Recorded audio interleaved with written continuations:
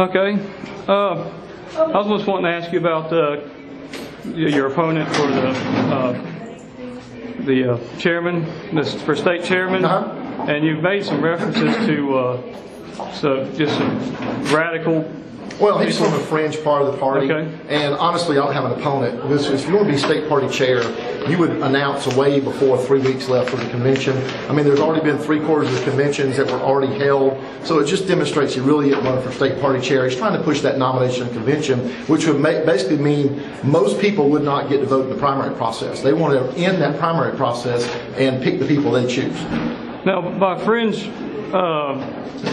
elements of the party, what is that? You're referring to the Tea Party? Well, you're going to see his vote count's not going to be very high. Okay. That's what I mean. Well, are you referring to the Tea Party, or no? What do you mean by that? I don't think it's the Tea Party faction at all. Okay. I mean, I think he's attracting some people who, people are frustrated. We lost Obama, but here in South Carolina, we're doing great. We added 2 seats. We added a Senate seat. We added Tom Rice to the Congress. 1,400 people volunteered. We had our best fundraising cycle in any presidential year. So we had a good year here. But I think you see frustrated people that want to, make it over in their own image. And to nominate a convention would destroy our primary process, would keep 500,000 or 600,000 people from voting. So it's just a bad idea. So he's really pushing that because he wants to remake the party in his own image. Hey, thanks for coming out. Good to see you. Appreciate you. One of their arguments. And I appreciate you responding and on the other. Yes. Thank you. One of their arguments for that is that there's a. Yeah, thank you for coming out. Oh, appreciate it. Yes, sir. That's fine. I can cut it up. One of the arguments for that that they've raised was that it was historically done that way. Yeah, we got an echo again now. Yeah. Thank y'all for coming. Good night. Good to see you. Appreciate you being out.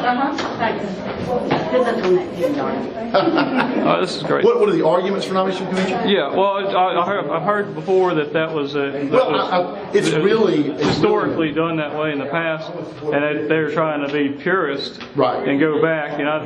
But it's really about one guy wanting to run against Lindsey Graham. So my message was, God bless you, but don't destroy our whole primary process just to satisfy your own agenda. He knows he can't beat Senator Graham in a primary, but the reality is, if he even did it at convention, Senator Graham has enough name ID to run as an independent and crush him. So it's kind of a futile effort, and so they're just playing some smoke and mirrors. He's not really running against me. Okay, how damaging do you think that would be to the party as a whole? It would end the party. Okay. I mean, if you nominated a convention and you didn't build numbers by going through a primary process, we'd have no need for a party.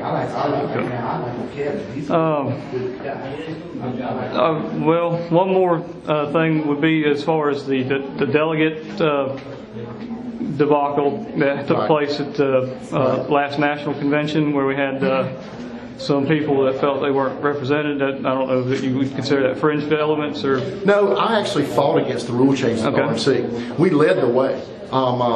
We were the state that led the way fighting those rule changes, and we made a lot of them reverse last week at the RNC. Okay. I don't think, any group is responsible. I think it's a group of people that are frustrated and trying to take their frustration out of the party. Okay. How do you feel is the best way to address these frustrations to make? I think that, we all were upset. Nobody likes losing to Obama. But I think we ought to look at where we're at in South Carolina as Republicans. We ought to be proud of it. We ought to feel like, my goodness. And I guess I'm a little bit jealous because it's almost like people want perfection. And maybe their wives and children are perfect. I'm not. I live in the real world. I'm married with 4 children. I can't get all of them to agree on where to go eat. And so when somebody wants me or a representative to vote perfectly all the time, that's not the real world. It just doesn't happen that way. Just one more question as far as the national convention. I know that a number of Ron Paul. Is that really on your reader's mind? Who do you write for? I'm with the Greenville Post. Yeah, really? Are people asking about that? No, I'm just trying to tie it into the fringe group thing, and that's but it was kind of specifically as far as. There's people that claim that they felt pushed out of the party and subsequently did not show up to vote. Really? Thanks for being invited. Thank you for coming out. Bless your heart. I know it. I know myself that's a lot. Yes, it is, ain't it? Lens cap. Yes. Thank you, Michael. Thank you. Bless your heart. Thanks for coming out. Well, it was. I thought the rules changes were pushed on people without any notice. And it was DC insiders, it wasn't even Romney people. Now, we stopped most of it, but then we reversed the biggest part of it back at RNC last week. So I think people will be pretty pleased with the compromise. They got hammered out. Well, the reason why I brought that up is specifically there are a number of people, especially behind the last candidate that was still in nomination. A number of his supporters vowed to not vote in the general election, and Get it for a candidate kind of thing. yeah, and how would you? I really think we lost for a lot of reasons. Messaging. I don't think our message is bad. I think our deliverers of our message sometimes haven't had much discipline. But I really think you look at the 2.5 million evangelicals less voted for Romney than McCain. We didn't get our vote out. So for whatever reason, we just didn't get that base out there to vote. Okay. I just, as far as people, the term people use a lot is a big tent party. Now, so basically, what? Bye, ladies. Be careful. God bless y'all. Behave. I'll see you soon. Well, I know that. What step? Bye.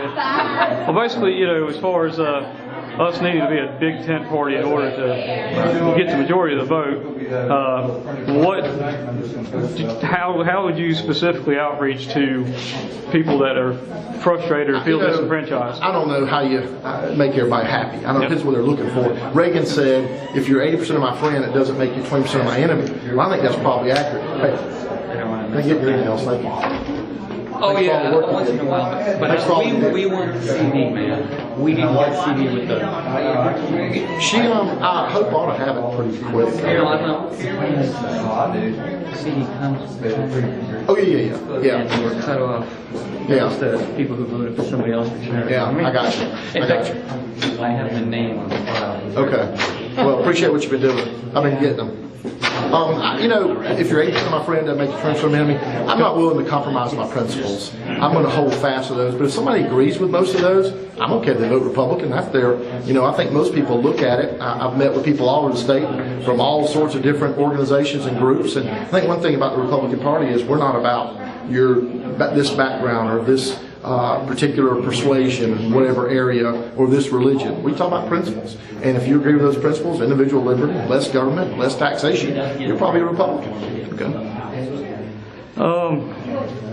I'm sorry, I'm a bit of immature, but I'm trying my best. You're doing good, you do.